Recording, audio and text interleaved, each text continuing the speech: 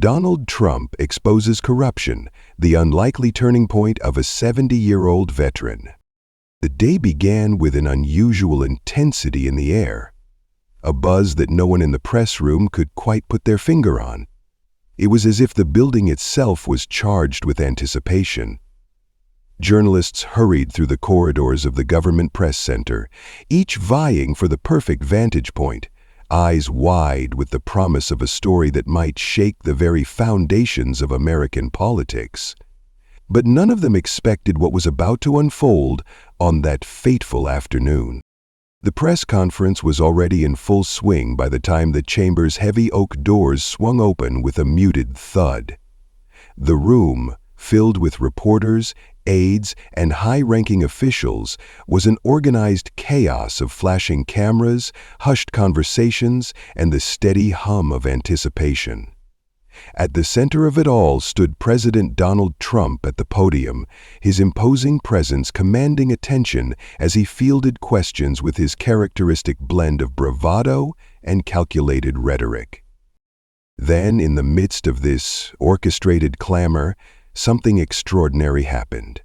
A single voice, clear and unwavering, cut through the din.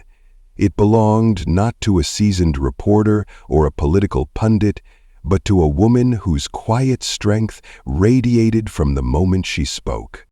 Standing at the back of the room was Danielle Carter, a 70-year-old veteran whose life had been a testament to sacrifice, honor, and resilience. Dressed in a meticulously pressed navy blazer adorned with service pins, Danielle's posture was that of a soldier, resolute and dignified despite the hardships etched into the lines of her face. With each measured step she took toward the front, the room's noise gradually subsided until a palpable hush fell over the assembled crowd. "Mr. Trump," she began, her voice steady but carrying an undercurrent of profound emotion. The audacity of her address, especially in a room where every word was scrutinized and every pause loaded with political meaning, sent a ripple through the audience. Her question was not one rehearsed by any seasoned reporter. It was raw, personal, and deeply representative of countless untold stories. "I'm a veteran," she continued, her tone both resolute and sorrowful. "I served this country for 12 years, risking everything in the theaters of Iraq and Afghanistan. And now, after giving all I had, I can't even find a job to keep a roof over my head. What would you do to help someone like me?" For a moment, time itself seemed to stop. Cameras paused mid-click, and murmurs transformed into stunned silence. In that fleeting second, the entire room, from high-ranking aides to hardened journalists, was forced to confront a painful truth. The struggles faced by those who had served their country were far from over. The question was not merely political rhetoric, it was a plea for justice. President Trump, usually the epitome of confidence and control, faltered slightly at the gravity of the question. His eyes, usually sharp and unyielding, flickered with a rare moment of introspection. After a few heavy seconds, each one stretching into what felt like an eternity, he stepped back from the lectern. Leaning forward, his voice assumed a more measured tone as he addressed the woman directly. "What's your name?" he asked, his words breaking through the silence like a reluctant invitation. The woman hesitated for only a moment before replying in a voice that held both defiance and weariness. "Danielle Carter, sir." "Well, Danielle," Trump said, his tone suggesting both an apology and a challenge, "why don't you come up here?" At his invitation, the room erupted into a flurry of activity. Cameras whirred to life, capturing every nuance of the unfolding drama. Journalists scrambled to reposition themselves, desperate not to miss any detail of this unprecedented encounter between a president and a veteran who had dared to speak truth to power. Danielle's heart pounded as she ascended the stage, each step filled with equal parts resolve and apprehension. Every eye in the room was fixed on her. the veteran who had so boldly laid bare her personal hardships and the systemic neglect of those who had served. The atmosphere, charged with tension and expectation, was electric. Once side by side at the podium, Trump turned his gaze to her, his tone softening yet retaining an unmistakable gravity. "You've served this country, Danielle, and for that you have my respect," he began, his voice measured, as if he were weighing every word. "But I want you to tell everyone here what's really going on. Share your story." Danielle's eyes swept across the room, taking in the solemn faces of reporters, officials, and aides who now hung on her every word. It was as if the room had been transformed into a sanctuary of shared hope and collective despair, a place where the unvarnished truth could finally be spoken. She paused, collecting her thoughts and summoning the courage that had sustained her through years of sacrifice. "I enlisted at 18, she said, her voice steady but laden with memories. "I believed in the promise of a better future. I believed that by serving my country, I could help make it a place of honor and opportunity. And so I did, serving in Iraq, in Afghanistan, places where the realities of war and the cost of freedom collided in ways most people can't even imagine." Her voice grew stronger as she recounted the challenges she faced, both overseas and at home. "I fought for a nation that I loved with every ounce of my being, yet when I returned, I found that the battle was far from over. The war didn't end when I took off my uniform. The fight continued, right here, in the very heart of our society. Finding work, receiving proper support, accessing mental health services. It's been a struggle that rivals the hardships of combat." With every word, Danielle's narrative drew the room deeper into the realities that too many veterans had been forced to endure. Her story was not just a personal lament, but a clarion call for accountability, a plea that echoed for every service member left forgotten and undervalued. In that moment, her voice became the voice of countless veterans who had sacrificed so much only to return to a society that often failed them. Trump listened, his face a study in conflicted emotions. For a long moment the silence between them stretched on, as if the weight of her testimony demanded reflection. Then, with a measured exhale, he spoke again, his voice now laced with an intensity that seemed to bridge the gap between political maneuvering and genuine concern. "You know, Danielle," he said slowly, "people like you, heroes like you, are the backbone of this country. What you've just shared is a wake-up call for us all. I've heard similar accounts before, stories of veterans who gave everything and came home to nothing. It isn't fair, and it isn't right. I want to do something about that." There was a collective intake of breath from the audience as Trump stepped aside, closing the distance between himself and Danielle. With a hand raised in a gesture that blended both invitation and challenge, he continued, "I want you to work with me. You've got experience that no one here can claim. You've been on the front lines, both on the battlefield and at home. I'm offering you the chance to help fix this. Help me fix it for every veteran left behind." For a moment, the room spun in a blur of astonished whispers and flashing cameras. Danielle's eyes widened in disbelief. Could this really be happening? Was the president, notorious for his brash style, extending a genuine olive branch? The implications were as immense as they were unexpected. "You're asking me to help you?" she echoed, her voice a blend of incredulity and cautious hope. "That's right," Trump confirmed, his tone resolute. "Help me help them. Let's ensure that no veteran ever has to face the hardships you've endured." The announcement sent shockwaves through the room. Some journalists applauded with cautious optimism, while others exchanged skeptical glances. In corners of the press center, debates ignited. Could this be a genuine effort to reform an entrenched system? Or was it merely another political maneuver? Meanwhile, social media erupted in real time, with the hashtag #HelpOurVeterans trending as people across the nation weighed in on the historic moment. In the days that followed, Danielle's life transformed in ways she had never imagined. Back in her modest apartment in Columbus, Ohio, a space filled with faded military memorabilia and mementos of a past filled with both glory and sacrifice, she found herself at the center of a national conversation. Her phone rang relentlessly. Messages poured in from reporters, advocacy groups, and fellow veterans, each one laden with admiration, concern, and sometimes warnings to guard against political exploitation. Danielle replayed the press conference over and over, marveling at the surreal image of the president personally inviting her to collaborate on what he promised would be a sweeping initiative to address veteran unemployment. Yet, amid the overwhelming support, doubts gnawed at her. Could she trust a political figure whose record was as controversial as it was well-known? Was she simply being used as a pawn in a larger game of optics and political gain? These questions danced in her mind, even as she felt a burgeoning sense of purpose. Trump's administration wasted no time in announcing the new initiative.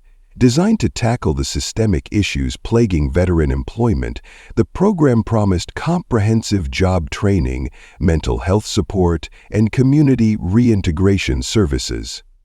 Danielle was named as the initiative's spokesperson, a role that came with both immense responsibility and tremendous pressure. Her face became a symbol of hope, her story a rallying cry for veterans who had long felt abandoned by a system that once celebrated their service and now left them to fend for themselves. At a series of rallies across the country, Danielle found herself addressing crowds that ranged from small community gatherings to large, impassioned assemblies.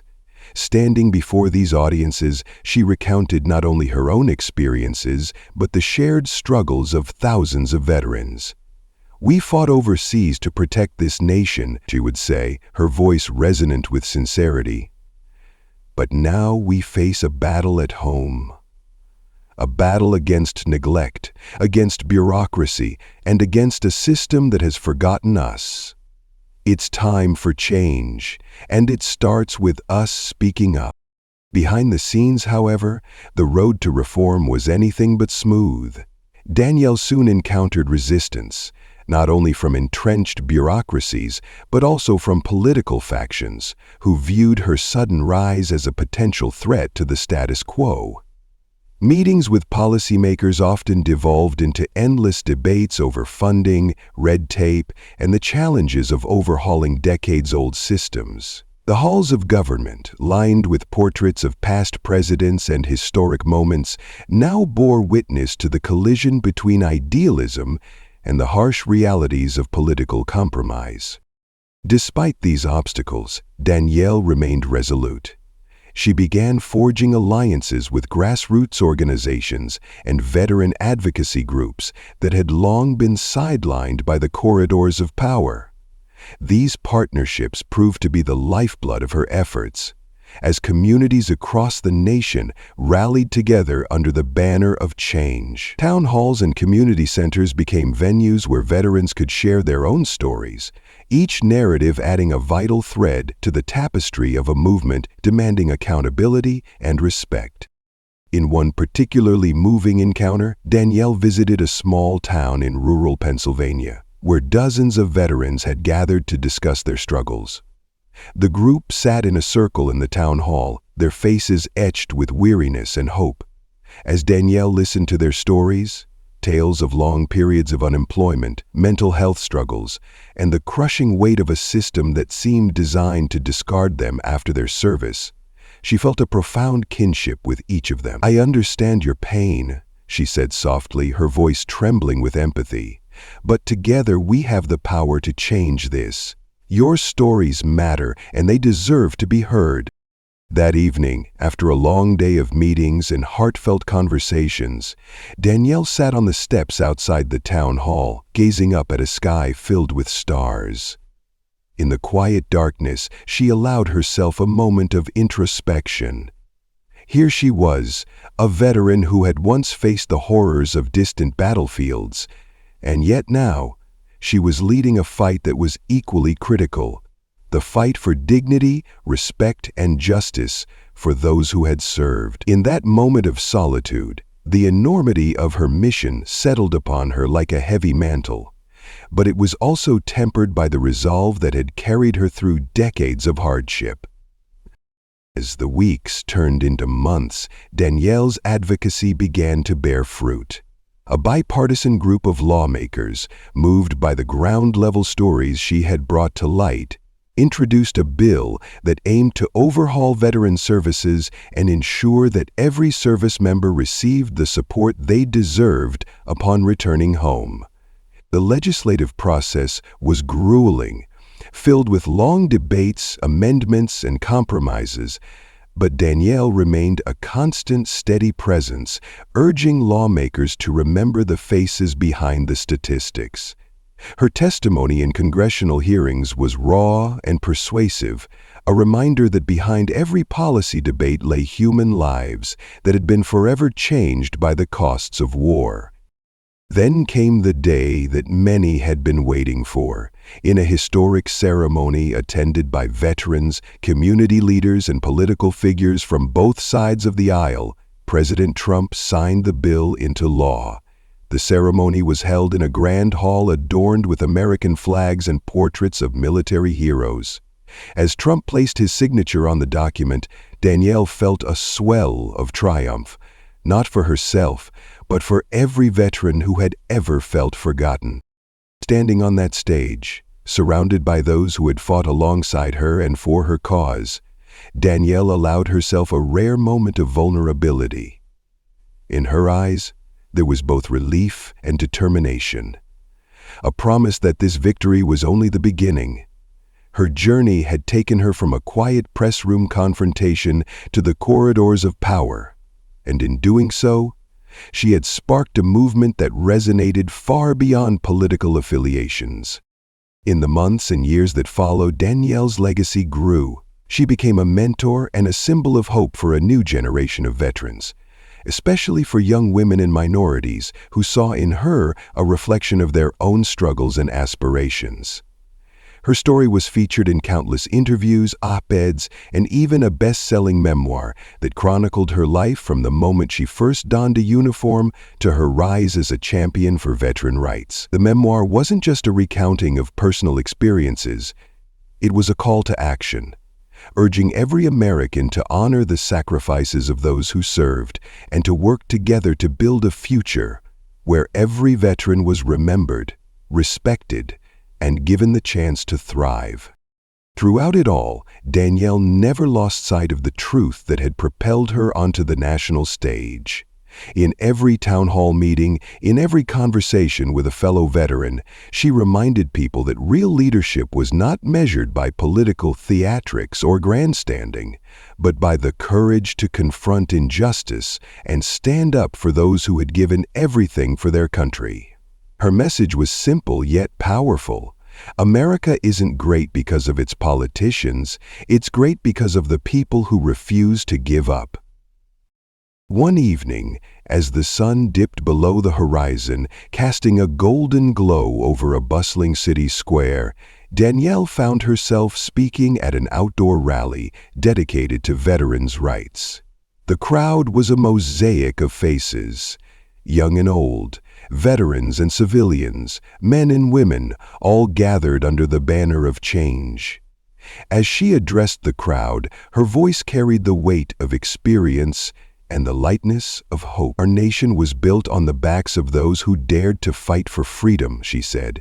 Today, I ask you to stand with me, not just as citizens, but as guardians of the promise that no veteran will ever be left behind. The rally, broadcast live on television and streamed online, became a watershed moment. Millions tuned in to witness the power of a single voice rising above the clamor of partisan politics. In that moment, Danielle's words transcended the confines of any one press conference. resonating across every corner of the nation, and even sparking conversations in communities once too divided by ideology to find common ground. Yet, for all the progress, the road ahead remained steep. Danielle's ongoing mission involved not only implementing new policies, but also ensuring that the spirit of reform would not be lost in bureaucratic inertia. Late nights were spent poring over reports, drafting proposals, and strategizing with fellow advocates to address the ever-evolving needs of veterans. There were days when the weight of systemic challenges seemed overwhelming. But in those moments, Danielle recalled the determined gaze of the young soldier who had once marched into battle with unwavering purpose. That memory became her beacon, guiding her through the murk of political compromise and ensuring that every decision she made was rooted in the lived experiences of those who had served. In quiet moments away from the spotlight, Danielle would often revisit the stories that had ignited her passion. Sitting at her small desk in the corner of her modest apartment, she would read letters from veterans whose lives had been touched by her advocacy. There were thank you notes from veterans who had found new careers, messages of gratitude from families who felt the burden of loss lifted, and heartfelt testimonials from communities that had seen the fruits of collective action. These messages, often penned in trembling hands, were the true measure of success. A reminder that every small victory was a step toward a more just society. One such letter came from a young veteran named Marcus, who had served in Afghanistan and had struggled for years to find stable employment. In his letter, Marcus described how the new initiatives had not only provided him with practical training, but had also restored his faith in a country that he had once believed had abandoned him. Reading Marcus's words, Danielle felt a surge of hope. It was in these quiet affirmations of gratitude that she found the strength to continue her work, even when the challenges seemed insurmountable. As the initiative matured and began to yield tangible results, job placement rates improved, mental health services expanded, and communities rallied around their returning heroes.